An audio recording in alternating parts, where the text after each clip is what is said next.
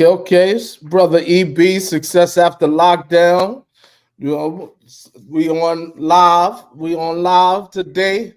You know, we got a good brother with us that we want to talk to, just conversate, have a nice conversation with. Um, the sister Sheena Eastburn, she probably come in later, because this is live. Anything can happen when we live. So we look for her to come in. If she don't, we definitely see her at another time. Today, I just want to introduce my guest. Uh, this brother, I met him, just met him. We just want to talk and conversate about things. And I like the message: be the change. That's deep right there. No further ado, Mr. Tito. I don't want to mess up the last name, so give it up for us. Guerrero, if you want to be politically correct or whatever. But yeah, just Tito, man, it's fun. No question, no question. And we also have my partner in the building. I know our audience looking forward to him. This is our brother, Mr. Anthony Cologne. This is my other half, my better half. When we look at his seat, we don't even need to see him. He there though. Yeah. But we get into that in a minute, Tito. I want to say just thank you for being on the program with us. We Most definitely, appreciate man. it. I know I seen you on LinkedIn and I was like, I want to get with the brother, and talk with, just get into your business a little. If there you go. There you go. He here. I told you he was here. When he not here, he here. You Yo, know? how you doing? How you doing, my brothers? What's going Good. on, EB? How's everything going? I apologize, guys. It's all good, man. Yeah. We live, man. I just was telling Tito anything can happen live. And look, you came in and Sheena didn't. But we gonna get Sheena. She might be in a little later. It's all good Okay. though.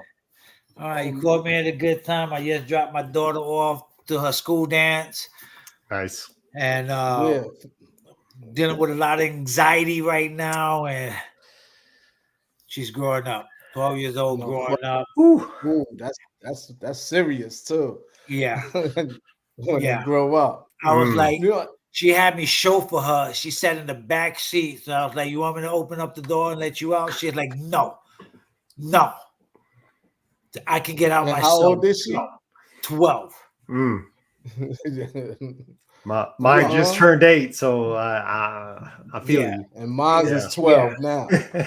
You know, he was talking about, Your Honor, I ain't never going back to jail, Your Honor.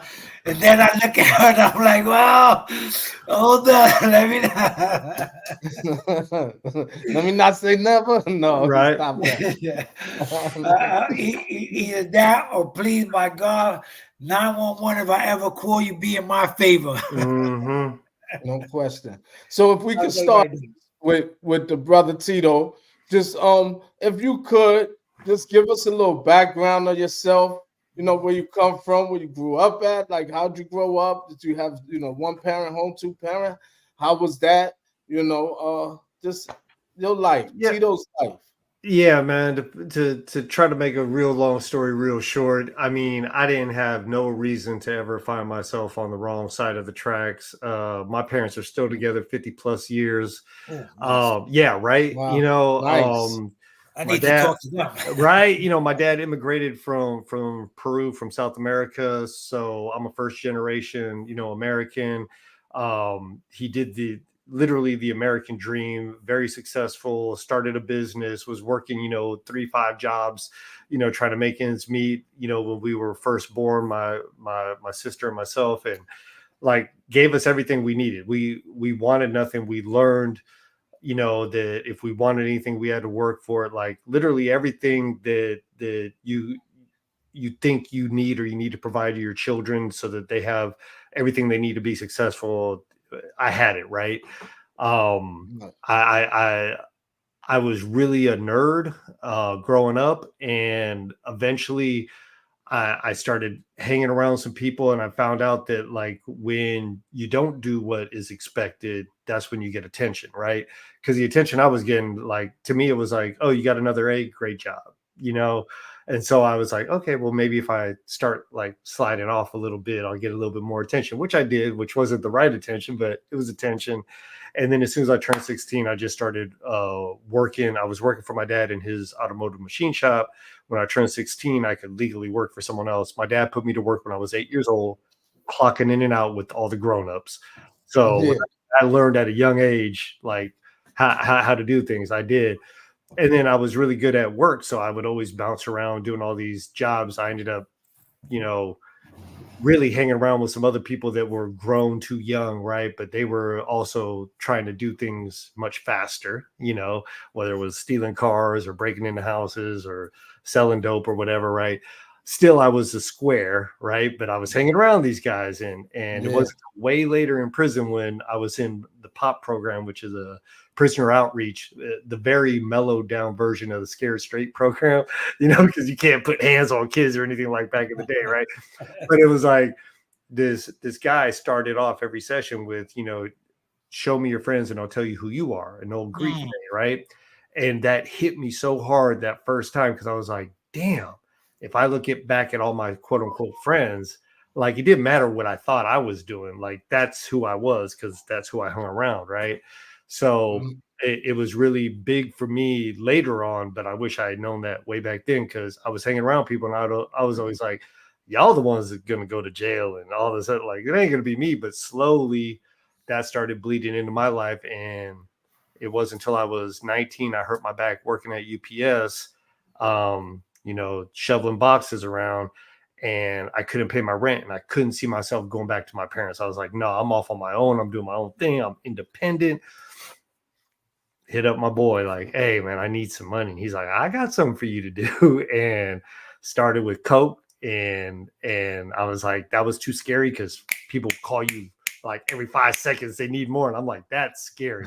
He's like, well, weed's easier, like they're more mellow. And I'm like, all right, give me weed, right? So I started selling weed, ended up one of the big time dealers on the block I was on, set me up, home invasion robbery, got a bullet scar on the back of my head from it, you know. And then I kind of mellowed out for a minute, but I was also on this quest of I need to find the people that did that because my best friend ended up getting the bullet went off my head and into his mouth, took out 2 teeth, cut his tongue in half, took out another tooth and lodged over here. Like I said, I'm trying to make this story short, but Yeah. like And he just, lived. he lived to this day. Wow. Wow. You know, we stay in touch, but yeah, I mean, we were best friends growing up.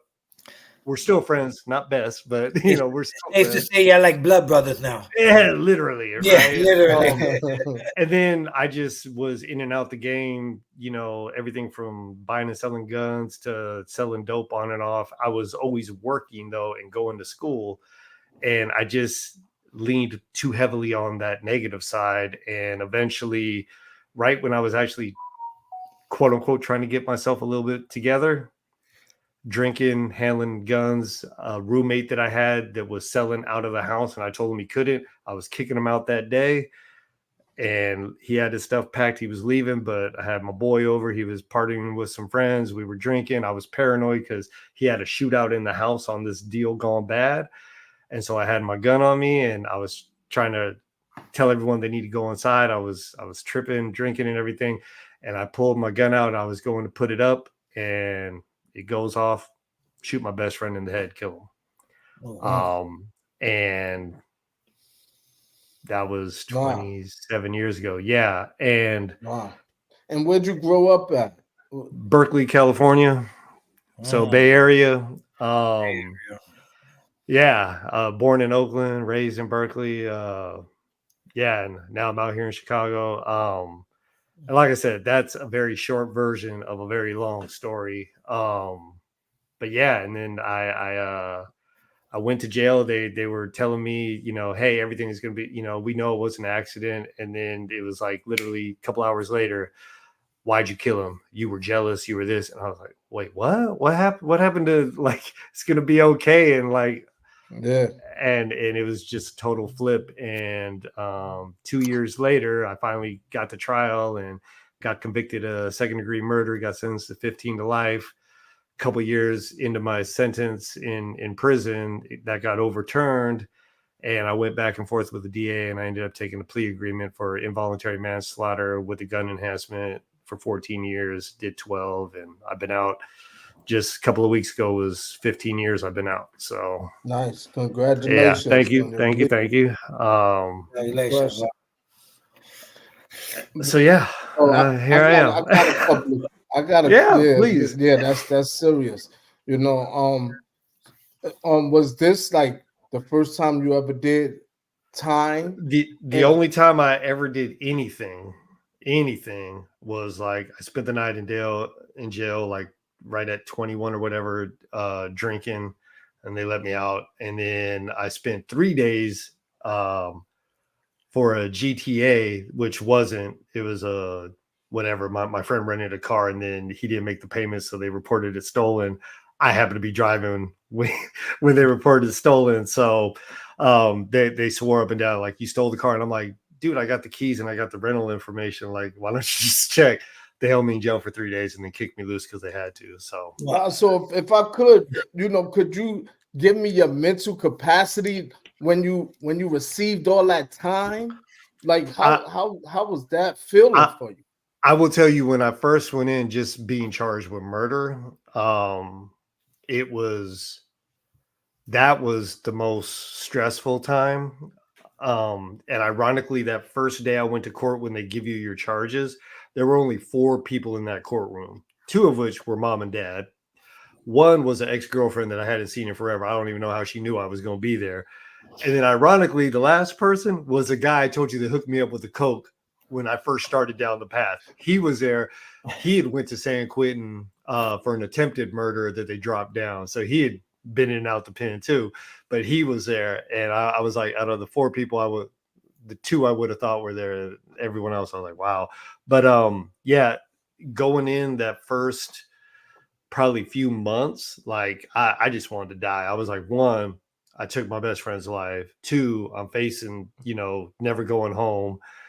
I'm in here. Everyone asking me where I'm from, what I'm in for, like everything else. So it was just, Who you with? yeah, who am I with, and and do I want to join? And I'm like, no, no, and no, and like I knew enough people that, you know, like it was easy that people knew me and knew who I was, right? But at the same time, I was just like, man, this ain't where I want to be. In my head, I was gone. I literally was talking to myself and couldn't sleep for days. It was crazy. When I actually got sentenced to 15 to life, though, this is a true story. Like, these stories you just never forget, right? So they kept coming back hung and all kinds of stuff, and then the judge did something that they said had never been done before, which was he reopened closing arguments so they wouldn't be hung. It was in the newspaper, first time done in over 30 years, like craziness, right? They came back 15 minutes after reopening closing arguments, and they're like, hey, they're ready for you. And I'm like, I got second degree murder. And the deputy's like, how you know? And I'm like, they came back way too fast, right? So I go back down, they convict me second degree murder. When I come up, there's a little Asian homie in the holding tank, and he's like, hey man, what they give you, man? I'm like, man, it's 15 to life. And he's like, man, don't even trip. I got convicted of 3 first degree murders, 2 second degree murders, a couple manslaughters, and I got a whole bunch more I got to fight. And I'm like, Serial he's killer. tripping, right? So the deputy walked me down to where I'm being held, and I'm like, hey, is he for real? And he's like, oh yeah, he's getting extradited state to state. He went on a killing spree across the whole country. Wow. And I'm like, and right there I said, man, it could be worse. And I just was like, I just have to set my mind to, I'm not going home, and make the best of it. Like, that was my whole thing. And I'm telling you, a weight, just hearing that, I was like, I know I got it bad, but I don't have it worse than everyone, right? And Perception. so if that answers your question. Yeah, so I call that perception, right? How you look at it. Someone is always doing worse than we are, right? Yeah, It's either we take our circumstances and make it be the worst that it is, or we talk to somebody and realize it's really not that bad. That's still light there. Let me 100%. ask you a question. Because I know Berkeley is a college town, it's a hippie town, Oh yeah. it's an activist town, right? Yep. And you got a lot of skaters out there, the Mm-hmm. bikers and stuff like that. So when you got the sentence, and you went to prison, like jail, county jail is one thing, and I know that California has the largest county jail in the country. I know it's got um, LA County, right? I think it's LA Hmm. County, and then Rikers Island, and then you got Cook County in Chicago. Yep. Those are the three biggest and baddest county jails in the country. But when you went up north, we talking Chino, we talking, we got Chino, you got San Quentin, you got all these prisons. When you got there, like, what was your reality like? Like when you got there and it's like, this is the big house. What was Yeah, that paint a like? picture. Yeah, like, Man, I tell everyone this. I'm like, it is so ominous because you see the movies, you see the documentaries, right? And a lot of that stuff is based in the oldest school prisons, which are San Quentin and Folsom, old Folsom, right? And that is exactly how they look. Like they ain't dressing it up like it's boiler rooms, it's blind spots, it's do or die. bad. And you pull up, you're pulling up into this artifact of a prison. I mean, San Quentin was a prison that was a boat to start with. Like, I'm surprised they don't still use a damn boat. Like, it's old school. And when you pull up, you just feel that. Like, you feel like how many people, like, and I'm not just talking inmates, I'm talking COs that have just been murdered here and like craziness. Now, I will say this, you still got death row there, but then everyone else is lower level, right, outside of that reception center where you have to go through, right? So San Quentin's one of the reception centers, and being that I'm from the Bay Area, like that's mandatory where you go to get processed. So I did a little over 2 months in San Quentin before I got shipped off to where I was doing my time. And yeah, it was ominous, man. 5 tiers. And at the time I was there, they were still installing what they call suicide bars on the upper tiers so that you can't jump or be thrown off. So I was on the 5th tier, and while I was up there, someone got thrown off the 3rd tier. Someone else got stabbed on the tier in front of me, and them tiers, you barely have enough room to walk through. So it was just crazy, and I'm like, damn, everything, like all that stuff you see in the movies, I'm seeing like every other day, right? It's just crazy, and it's like the old school, like they got a key every door, like that's Mhm. not how the prison was I ended up going to. That was a 180-yard, fishbowl where they could see everything. Yeah, San Quentin, the catwalks, and they're right there, literally, 35 feet away from you with a mini 14. It's surreal, man. So let me And ask you this. yeah, Pardon me for cutting you off. no. Did was there ever any kind of uh, uh, evaluation therapy, that was given to you or any other of the prisoners that were there? Like, did y'all see any psych? Oh yeah, 100%. So the that's part of the process. When you go through reception, you part of your process is you have to go see the psych, and they do your mental health check, and then they figure out if you're going to be triple CMS or what they call a hot med, or anyone who's going to be on psych medication and all that. So there's a whole gambit of everything from IQ tests to physicals to psychiatric screenings. Like, you go through this whole thing, and then classification, like what are you going to be housed as. So me being half white, half Latino, but in California is pretty simple. It's you're white, you're black, you're Mexican national, you're other, which is pretty much everything else thrown in a bucket, or you're Native American, right? And so in that other bucket is primarily your Asians, your Pacific Islanders, your Latinos, like your Puerto Ricans, your Cubans, or anyone who doesn't want to run with the Mexicans. And then you have your North and South Mexicans, right? So for me, they were automatic. They see Guerrero and I'm from the North. They're like, you're Norteño. And I'm like, no, go to hell. I'm not. One, I'm not Mexican. Two, I don't bang. So that's not me. I'm like, I'm other. And I had to go through all kinds of crap proving that I wasn't Mexican. I'm like, if you guys know your history, Guerrero is a Spaniard name. It ain't from Mexico or Peru, but we can talk about that later. I got into it with a lieutenant who happened to be Mexican with Guerrero for a last name. And he's like, you don't know what you're talking about. I was like, I'm sorry if you never read a history book, but That ain't from neither one of our people, bro. We were raped just like a lot of other people. We got So the religion and the last name and the language, and we lost the Mm-hmm. gold and the silver. But anyway, but yeah, so I ran with the others. So like, if you look on my timelines, you'll see all kinds of Samoans and Asians all over the place. But yeah, so that's part of that process going through. So I did, and ironically, I was on psych meds for depression because I killed my best friend, right? And I was on that all through county. When I got there, though, like everyone's like, man, there's a plus and minus to psych meds. And I was like, what's that? They're like, you get to go to an air conditioned building because, when it gets hot, you're on those meds, you can pass out.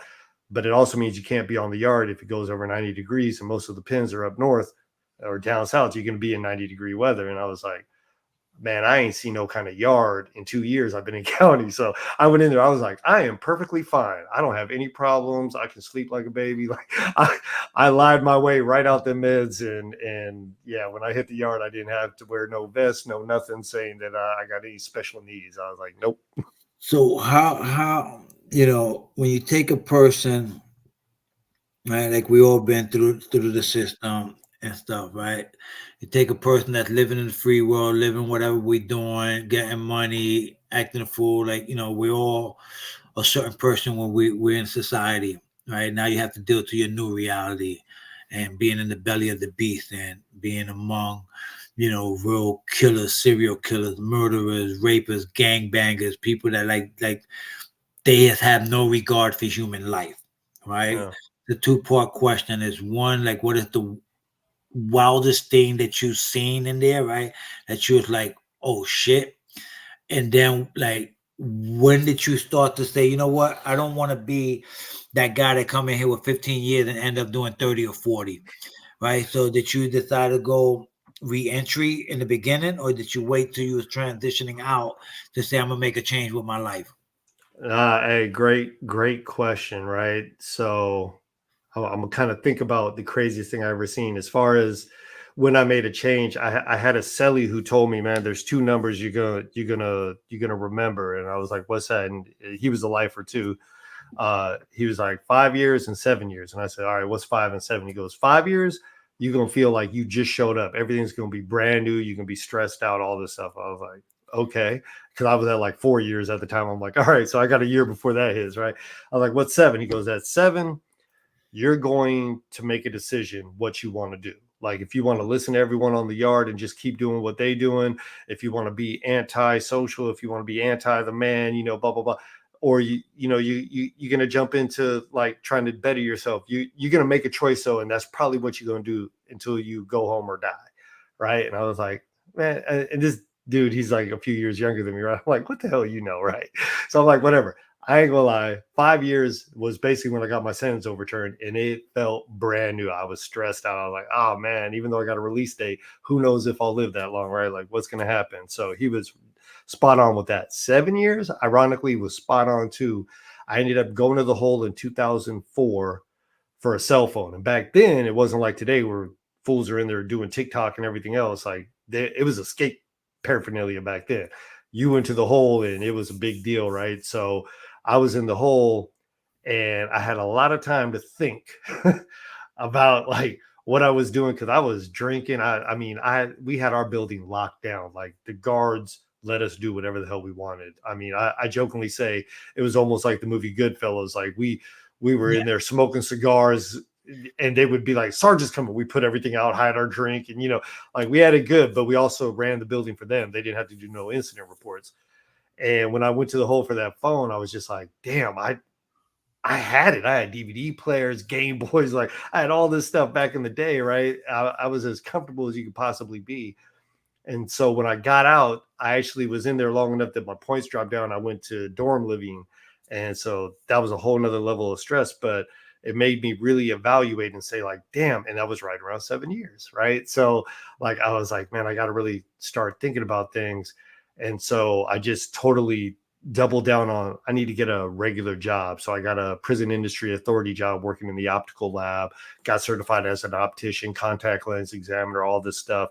It felt like I was doing something regular, and it really got me into programming. Then I started doing any self-help group. I don't care if it was Muslim, Christian, Buddhist, like sign me up. Like I just want to go and hear good stuff. Don't try to sell me on religion, but I'm here to just better myself and be around positive people. And I would sign up literally for anything. I started doing college courses, all that stuff. So that was at 7 years. Now, as far as like the craziest thing I've seen so much, and I'll try to make it into a fun yet kind of contrabandish type story because I just Gruesome, gruesome. The more gruesome, the better. If we want okay, our gruesome. viewers to see the truth, you know, a lot of our viewers have a loved one that's in prison, and we kind of glorify shit, right? But we want them to hear the person that's been there, right? All Like right. it's not a joke. So for the people that never been to jail, like they see shit on TV, like let them hear like what it's like.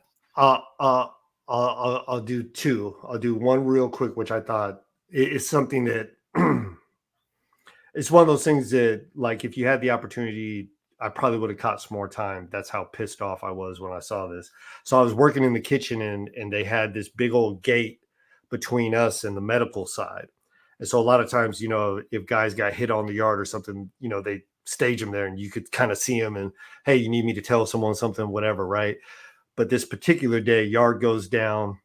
And so we're in the kitchen. So we want to see what happens. So we go over to this little breezeway so we could look. They come in with the stretcher and everything. They says this big Mexican dude, banger dude, right? And I mean, blood coming out his ears, blood coming out his eyes. We're like, oh shit, you know, like what happened, right? Excuse my language. And they just set him down, right? And I mean, he's just leaking, right? But we're looking, we're like, he ain't hit though. And then the MTAs, the medical technical assistants, and then some of the nurses, they come in, but they don't see us because we're kind of in the cut, like behind these little push carts, and they're laughing and they're joking, like, "Yeah, another dummy OD'd. We're just gonna let him sit here and die, right?" And I'm like, "What?" So we start banging on the fences, we start yelling and screaming, like, "You piece of shit! Like, what the fuck is wrong with you?" And they just all ran off. And this dude, we just watched him die. Wow. You know what I mean? And I'm sure in their mind they're thinking, "Hey, that's one less, you know, bad dude, and he did it to himself." But it's like that ain't what you here for, right? Like they in California, at least, correctional officers, everyone, they take the same. They're peace officers, right? So they swore an oath to protect and serve, right? Like I don't care. You're not here to judge. We're in here because we got judged, right? But we sat there and watched this dude just die, like take his last breath. And I was just like, son of a, and like we're telling the guards on our side, and they're like, oh, I mean, that's a medical staff. What are we supposed to do? And like, man, go arrest him then, man. Let him put that fool in my cell, right? And it was just crazy. But mind you, that's what we saw. Like, what don't we see, right? What happens behind closed doors? Then the other one was, I'll never forget, I was working in the program office. I was a captain's clerk, so I like typed up all the incident reports and stuff. And I had some people owe me money for like bed moves and stupid stuff like that, right? And I was about to go hit the yard, and one of the black porters, he's like, grabs me as I'm trying to walk out the door, and he's like, "Hey, where are you going? I need to talk to you real quick." I'm like, "Man, I got to make this." I'm like, No, come in." I'm like, "What's up?" He's all, "Hey, man, I just heard, man, from one of the shot callers, man, it's about to jump off with the North and South." And I'm like, "Oh, good looking out, bro. Appreciate you." But we go to the window. This riot was 135 people, block guns going off. And for those of you who don't know, a block gun is basically this grenade launcher that shoots these wooden blocks that when they hit, they splinter off. Um, I don't remember how many people actually had to get shipped off to the hospital. Yeah, it's popcorn. That's what it looks like when you're looking from in a protection site, right? But I mean, it's just going, and guys are getting hit with knives. They're bringing in the ones that can walk. I mean, people are got these slits where literally their faces are wide open, just blood everywhere. And I'm just like, all over what? Because my running thing was, man, when you look at it, they're all categorized as Mexican, even though there's guys in those groups that are Mexican, right? But I'm like, if the North and South and the Mexican nationals all group together, they run everything because it's the biggest group. But they allow the prison system to segregate them all. So now they just go on lockdown. I think I think it's absurd how easy it is to control people, right? By making these racial and gang defined lines, right? And they bite right into it, but they're out there just crazy, like getting hit with the batons, then coming up, doing it again. You got people trying to inch their way out the way so they're not getting hit with the pepper spray and stuff. But I mean, this went on for a good 20 minutes of fighting, which is a hell of a long time. Anyone who's been in a fight, that's a long freaking time. Yeah. And then finally they got everyone down, because every time they get people down, and I was in Vacaville, California, Solano State Prison, it can get windy. So they're spraying the tear gas and stuff, but then the wind picks up and it blows away. So everyone gets up and charges again. They just keep dumping. Finally, the wind stopped. And so people stopped running around.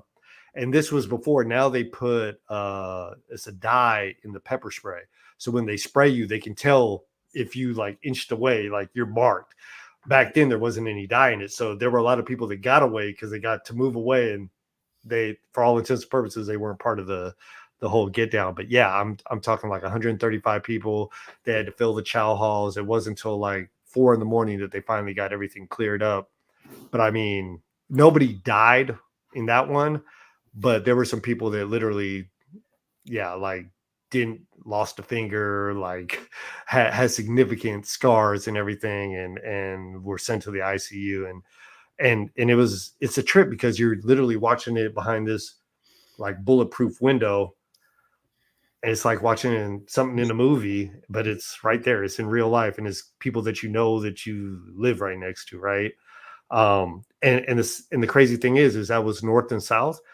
But if, and y'all know this, but to everyone listening, it's like if you're walking through when that jumps off, like you're gonna start swinging too. Like there ain't no option of, oh, hold on, bro, I'm different. Like nah, you know. And then you might catch more time or whatever.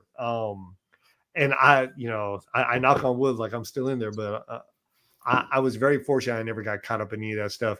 And the majority of time, I knew when things were going to happen, so I was able to navigate away from them. But yeah. So I think this is a good opportunity to transition into, the serious aspect of our conversation. Okay, on the beat.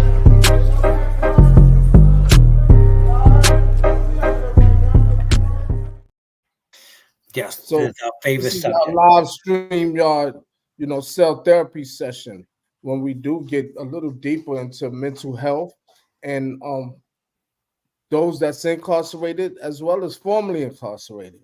So it's a big thing right now in New York State with a person that we interviewed before, that talked about a lot of mental health issues within him. Um, we don't wanna focus on that brother.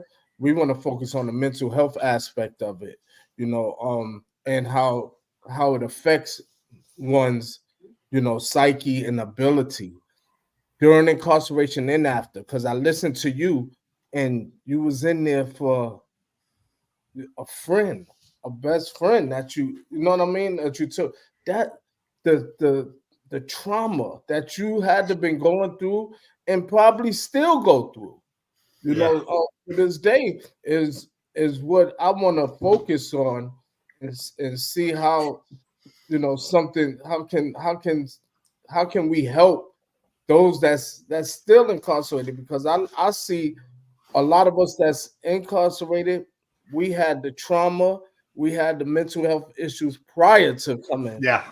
to prison. So let's talk about that. Mm-hmm. Yeah, man. And I'll tell you right now, 15 years out and doing as good as I think anyone can do. A lot of people use me as a success story. And I know plenty of people that I think are even doing better than I am. But the reality is that stress, that trauma, whatever you want to call it, is 100% still there. And it was bad inside. But I'll say it's way worse outside, because anytime, like right now, I'm married. I got an 8-year-old daughter, beautiful wife. but I constantly ask, when is karma going to come around and take one of them from me, you know? And how am I going to react if what I did someone does to me, right? Because I got to be the bigger person, because who the hell am I to judge, right? I'm out, like I'm free after doing what I did, accident or not. Like I took a life. I can never repay that. And I used to go into San Quentin and talk to guys in different programs, and I would tell them, like, I don't care what you did. You could have stole a quarter or killed 25 people. What you did changed someone's life somehow, and you can never repay that. What you can do, and that's why it says be the change under my name, right? I'm a big believer in, like, try to be the person you needed yesterday today, right? Like, be that person that someone else needs, be that person you needed, right? So I try and do that, but that doesn't mean I don't struggle. That doesn't mean I don't, after I turn the camera off and yeah, all right, hey, thanks everyone, and then it's like, am I doing anything that matters? And that imposter syndrome and everything else. I mean, I struggle with it all the time. And I will tell y'all, and this is something, ironically, I talked to my wife about not too long ago. I have a dream that makes me feel real safe and comfortable and just at ease, like not a worry in the freaking world.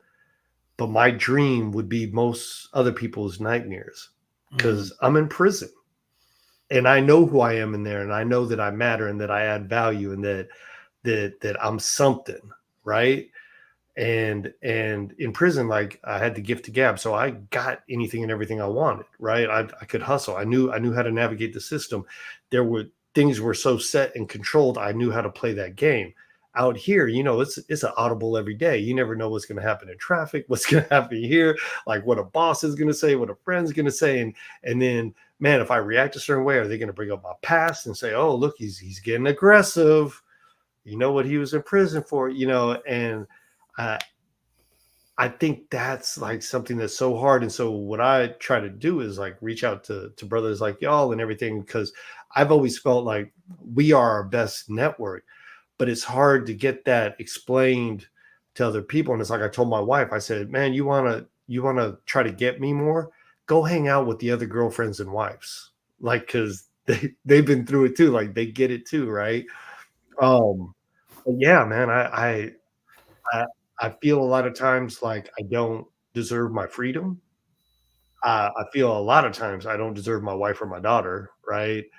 And I've got two guys that I went through San Quentin. So back in '99, when I went through San Quentin, there was a handful of guys that, like, we went through San Quentin and went to the same prison. So we all got sent to, like, we did our whole time together, right?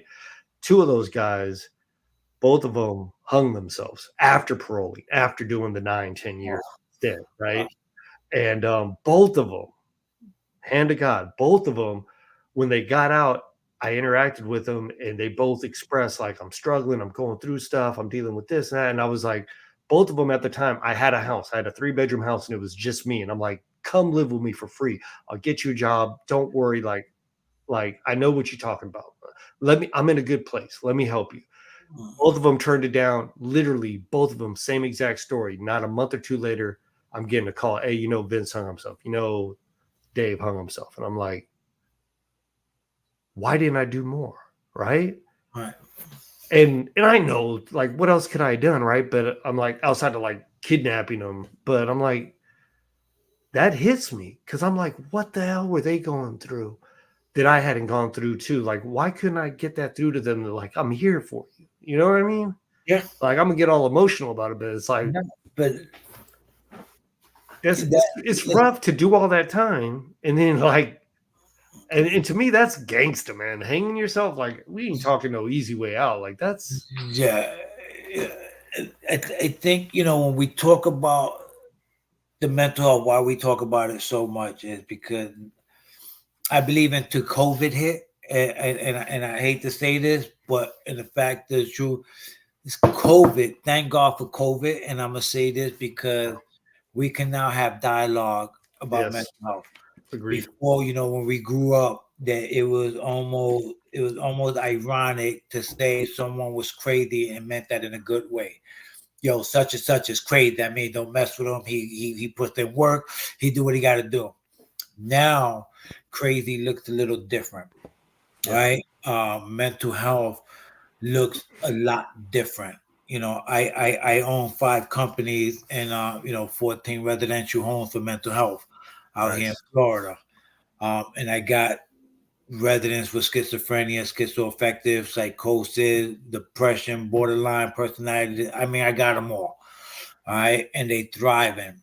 Uh, but no one ever want to deal and talk about the formerly incarcerated or the incarcerated mental health. We shy behind it. We don't want to address it. We sweep it under the rug. And mental health is serious. It's a real freaking thing. You can't tell me that as human beings that we're born to live in this free world with free thinking, go through a traumatic event of being taken from the street to be put in a cage, to learn to adapt with other men for a certain amount of time, being told when to do things, how to be on survival mode 24/7, and to come home and now to adapt to people more soft spoken or more angry. And I tell people all the time, yo, it costs you nothing to be nice and kind. You never freaking know what someone is going through up here, okay? That can just snap. Yeah. With this mentality, with this phase that we have to be macho, we got to be tough, we got to be this, we got to be that, we got to be reactive instead of respond to the situation. And I think that the world needs a place where you can call a safe zone. I Yeah. think we need more programs for brothers and sisters coming home from prison where they can feel safe to go and talk about this stuff. Because even with me and my wife, right, like we go through our stuff, and um like she'll tell me, when you go and you travel, share your location with me. So I yes no. And she says that, and the first thing my mind thinks, I'm like, yo, I've been in prison for 22 and a half years. I feel when you tell me that, like, you want to check on me, like you my parole officer, like I got to be on an ankle monitor, and she don't understand that. And it's not that because I don't want to share my location. It's not because I'm doing anything wrong that I shouldn't be doing. It's just the way that she presents it triggers me. And Yep. then we get into an argument and fight. And I go, baby, if you want to know where I'm at, you have to ask me. Like I can do that. But when you say share your location, it triggers a response in me that I get defensive because now I'm living in a free world. I'm a businessman. I'm working. I'm doing everything I can. And you just spark trauma that you don't even realize. And I understand it's coming from a good space. Hmm. But if we don't have a therapist or someone to identify to talk about that, if we don't have someone to talk to us that we can have an avenue to talk about the stresses, the depression, the anxiety, the PTSD of dealing with life on life's turn. Listen, like Eric was just saying, we had interviewed a brother who was just, was doing amazing, doing great. Just did an interview, chopped a guy up who was sitting down in an interview, calm and collective. Like what happened was the Well, disconnect. let's before you continue, let's say the alleged, because we don't have Alleged. the Yes, proof back. So definitely anything alleged. on this brother, so you know what I'm saying? Absolutely. He's just been alleged to have done this. Absolutely. Thank you for the correction, Eric. Right. But like, things happen and like we're not dealing with the mental state of being, some of us get it, some of us come out and become successful. Success to me look like it's not how much money you have, how many businesses you have, or how big your house is. Success means that we're not going back to jail no matter what. I'm going to do my best every day from the minute I wake up to go to bed back under my own roof and be as nice as I can, to not be that person I used to be before, to not be reactive, to be more responsive, right? But a lot of people don't have that avenue. A lot of people are still in that defense mode that when someone asks them something, they get on to what you said? What? And they ready to go because they think they in the yard. They think they in the catwalk, right? And it's like, yo, brother, I was just asking you how are you doing? What you mean by that? Hmm. We're dealing with a lot of mental health, right? And I think it's just we need a world and a place where everyone can find a safe haven, a safe place to talk and to deal with it, because we harbor it and we become reactive. right? Go ahead, Eric. I know you got something to say. Let me, yeah, I do, because excuse me. Yeah, excuse you. Yeah, I need some water. Give me some Yeah, water. there's water. So this this this situation is serious, because when I look at those of us that was incarcerated, I've never taken any medication, any of that. But I look at those that have, and looking at that,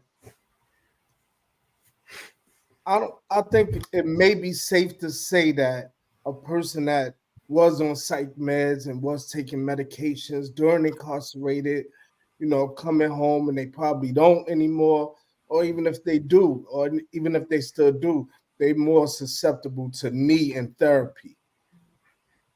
I think that, you know what I'm saying, because this actually alters the side effects. You know what I'm saying? That this hurts them even more, because they going through the things that we going through, and then compounded with medication. So, like, can anybody speak on that? How you feel about that, So Anthony, Tito? I, I can tell you this. So right, you have two types of mental health. You have those that are born with it, and then you have those that acquire it. Right. So a lot of people think that people with schizophrenia is born with it. Most likely they not. Um, People don't develop schizophrenia until they late teens, 19, 20, 21, right out of high school or college. A lot of them get it. Do they need medication? I believe so. Medication does help them. Just imagine, right? I'm gonna paint a picture. Remember the first night you go to jail, you go to prison, not jail, but in prison. You got all the banging, the yelling, the screaming, the crosstalk, the gallery yelling, everything. You hearing all those voices. Yo, what up? Hey, yo, what's good? Yo, hey. Just imagine you having that in your head in a quiet space constantly. You listening to 10, 30 voices telling you ain't nothing, you a piece of shit, you're not worthy, right? And you're walking around and you don't know how to differentiate the difference between a reality voice speaking to you or the voices in your head. It's a horrible thing. I love people with schizophrenia because I've seen what the medication does with them, right? And I got guys and females with schizophrenia that known me for years and have not been hospitalized yet. They're on the right medication, and the Right. voices get this much better. What I learned is that when you're dealing with a person that's on medication, and now does medication apply to everybody? No. I'm not a professional, I'm not a doctor, and I'm not a psychiatrist, and we'll never know what's inside somebody's head. But what I do know for certain diagnoses, yes, the medication does make things a lot better. So for me, when I was in prison, I got depressed. I got diagnosed with depression. I had lost demo. I was going through a whole lot of stuff, and they put me on this medication, on the Prozac, and they put me on sleep meds for Remron, and I was on that for like maybe 2 weeks. And then I was just like, I didn't feel myself, right? It suppressed my emotional feelings of crying, speaking, and I didn't want to feel that. So I got into working out. I got into education. I found an avenue that works for me. And I think for everybody, it worked for me. And that's why I go to the gym. This is why I do what I do. I found that to be for me. Medication can be good in some certain senses, right? And it depends on how you use. Um, to have a person function more properly, right? For a person that got ADHD, does medication work? Yes, it can work, but can they get too overstimulated? Yes. So it's a double-edged sword with that, right? So it's a catch-22 question that you asked, Eric. Yep. I believe you're properly diagnosed with a diagnosis and medication is helping you make more conscious, better decisions, then Absolutely. yes, it can work. Uh, Absolutely. That's pardon me for cutting you off. That's why I like what you do in terms of with the people that you house with those mental health issues. Make sure that they being diagnosed right.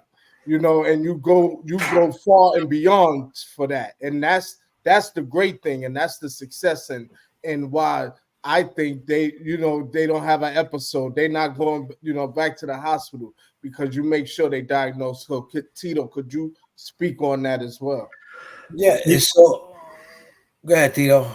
Yeah, no, I mean, for me, what I saw was more wrapped around individuals that were either put on incorrectly because they were doing these quick diagnoses or just giving everyone the same thing. Like we had a running joke in county, it was Thorazine. Like everyone got put on Thorazine, right? Uh-huh. And so it was a Thorazine shuffle. Like you see all these guys like walking around like zombies because they were OD'd Yeah, on Thorazine. And then you had people that literally fall into this addiction, and then it was weird because I'd watched guys come off and they go like literally like, I mean, I don't want to dehumanize the term, but they go crazy, and it was like, okay, you actually needed to be on the meds, where other guys, they get off and they'd be better off of the meds because they never really needed them, right? Yeah. So I think, one of the biggest issues is that they don't put a lot of emphasis in, when especially when you're incarcerated, on what you guys were just talking about, which is accurately diagnosing what someone might actually need, right? And I also think there's a complete lack of any kind of holistic remedies, right? So it's always the answer was like an 800 ibuprofen if you're in pain, and Thorazine if you had any kind of mental health issues. And there wasn't like, hey, let's actually break this down and figure out what's really going on with you. It was really hard to find, the psychiatrists or psychologists in there that really actually cared about the individuals, right? It was they were clocking in and out, like they didn't care. Yeah, it's like a state. It's like a state-run hospital. I want to end this real quick on this note because I want to ask you one question, Tito, Yep. before I go. Because my daughter's dancing. She's right. We're about to almost that time anyway. But what made you come home to go through all that and decide to come up with Be the Change and do what you do to advocate, to give back, to be a voice of reason and say, you know what, this is who I was, this is who I want to be, and be the example that you want people to follow. Yeah, great question. And I'll tell y'all, it was the last couple of years, but really the last 6 months before I got out, because I went to the hole for 6 months right before I got out. So my last 6 months, I was like ironclad focus on, I determined what screwed me up and what eventually led me down the road to go into prison, which was I allowed everyone else to tell me what I was capable of, what I could and couldn't do, right? And there's a Henry Ford quote that says, if you believe you can or you can't, you're right. And so I would tell myself in the mirror every morning when I got up and brushed my teeth and everything. I mean, some people thought I was crazy and then they just got used to me doing it. But I sit there and be like, no one's going to tell you what you can or can't do. No one's going to tell you what you can or can't do. And when I got out, I ain't going to lie. Like I signed up for school when my parents were on vacation. When they came back, I was like, I'm in school. They didn't believe me because they're like, how'd you get in? And I was like, I don't have a drug offense, so I got financial aid. Like, I'm signed up. Yeah. And then I started work, and they were like, you can't work and go to school. Like, and I'm thinking to myself, damn, it's not just my friends, it's my damn family. They're telling me what I can't do, right? So it just made me double down on everything. And so when I got my bachelor's degree, I was driving truck for Goodwill, going to school online so I could do my stuff at night and everything. When I got that bachelor's degree, I literally went to my parents and they're like, yeah, we're so proud of you. And I'm like, no, this is for you. And they're like, what's this? I said, that's the original. It's the signed one. They're like, why are you giving this to us? And I was like, this is mud in your face. Don't ever tell me what I can't do again. Right. And Yeah. I went back and I did my master's degree a few months later, and they kept telling me that I wasn't going to be able to do that while I was moving up the ranks. And I moved in with a girlfriend at the time, and then I moved out. I got all this crazy stuff. So when I got that, they have those 2 degrees sitting on their coffee table because I was like, stop telling me what I can't do. yeah, Later, I changed that to please tell me what I can't do so that I have that fire under me to get it done. Right. Yeah. So in that, part of that Be the Change is like, I don't want to ever be the person that tells someone what they can't do. I might tell you like, hey, these are the things you might want to look out for, or be mindful of, or prepare around, right? But man, if you're saying you're going to do it, man, I'm with you, man. Like, because to me, it's not seeing yourself doing it; it's having the faith that I can do it. That's the first step. Because once you look in that mirror and that's say, Anthony's I ain't gonna model. do it. That is my motto right So there. there Listen, it is. real Be the quick. change. That is my motto, and I tell everybody this: don't let your past dictate your future, and don't Nope. let no one tell you what you can't achieve. They told me the same thing. They told me I couldn't be successful. They told me I couldn't buy a house in a gated community with an HOA. I bought the second biggest house in this motherfucker over here. They told me I couldn't put my name on a business. My name is on every business. Yes, we can curse here. We're gonna talk real. This is not for kids. This is for adults only.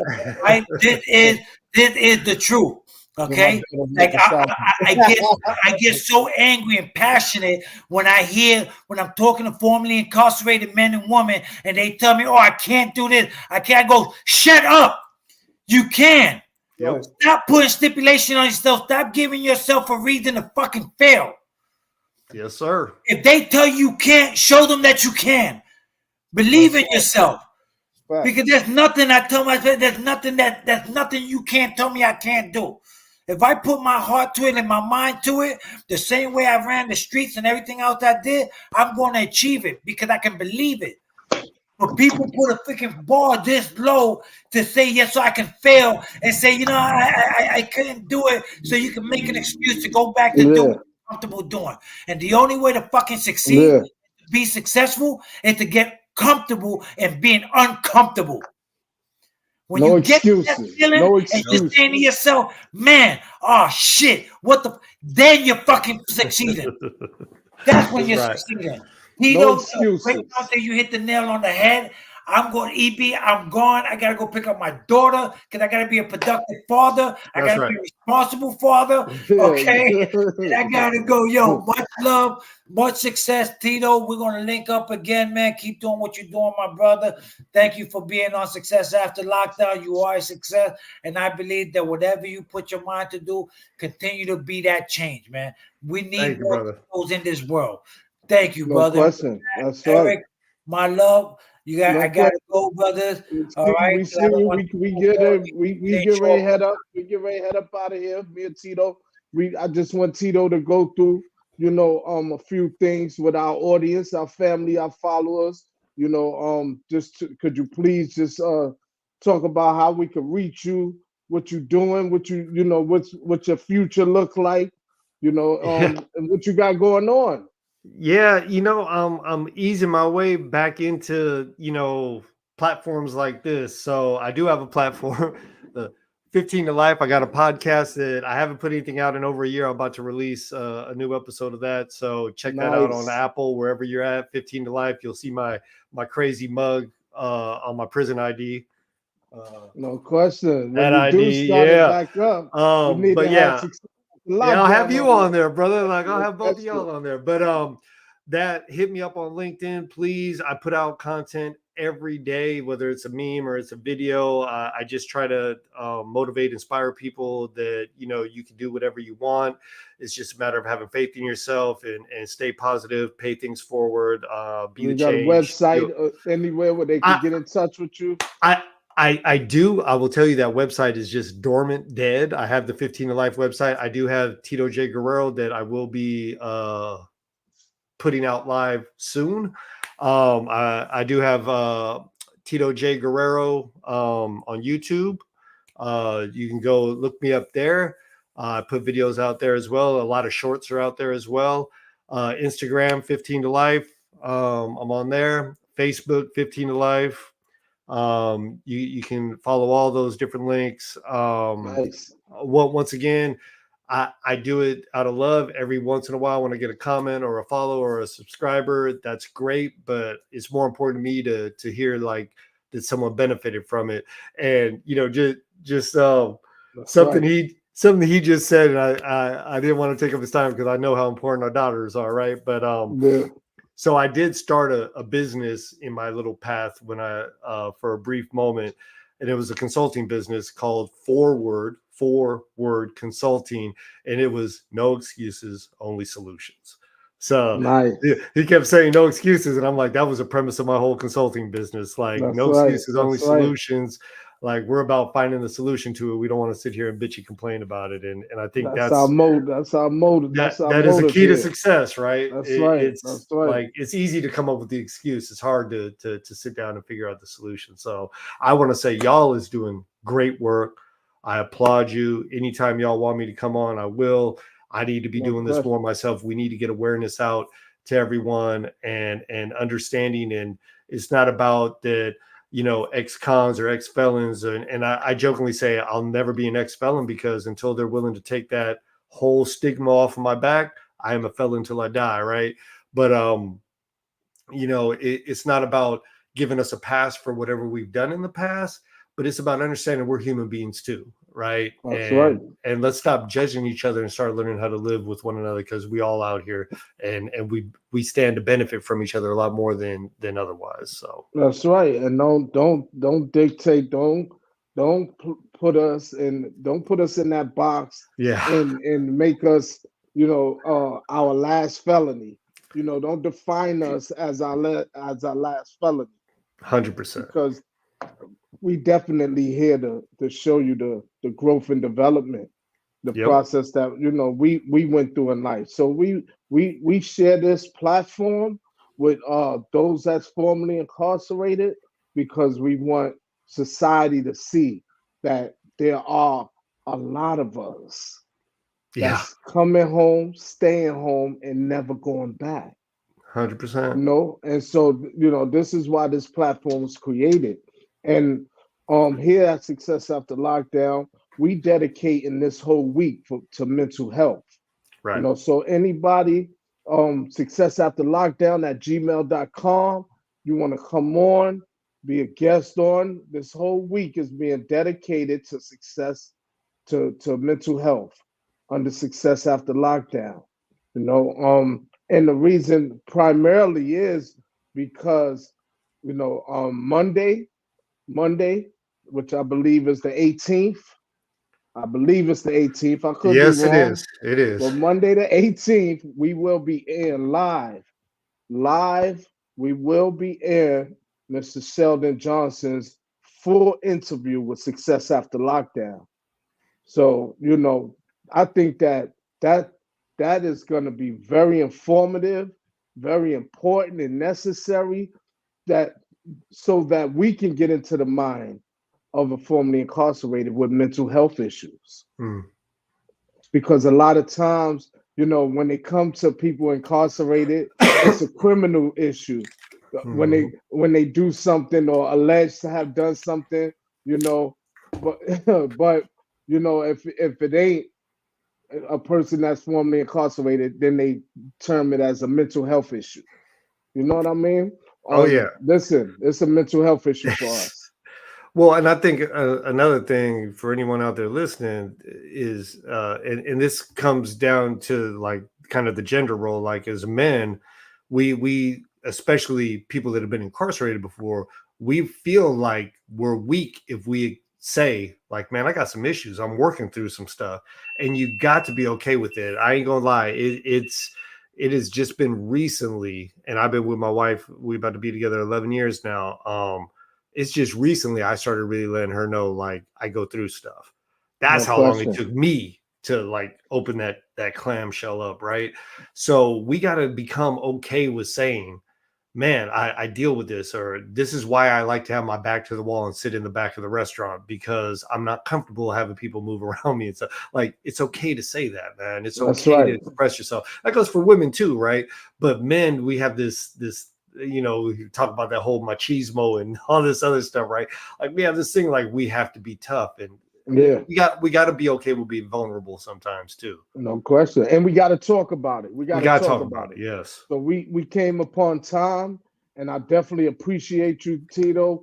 Appreciate what you're doing. I appreciate your work. I appreciate this formal gathering today for the first time, and I hope that we can uh, collaborate in the near future. Me too. Anytime, brother. Anytime, brother. I appreciate what y'all doing. Keep up the great work. Keep getting the word out there, man. In any way I can support you, just let me know. No question. Appreciate y'all. So there y'all have it, man. Success after lockdown, mental health. Very, very, very important, man. until tomorrow. Tomorrow we'll be on live, 7 p.m., 7 to 8. Mental Health, Success After Lockdown podcast, Cell Therapy, StreamYard. With that, peace and blessings. Peace, Tito. Yeah.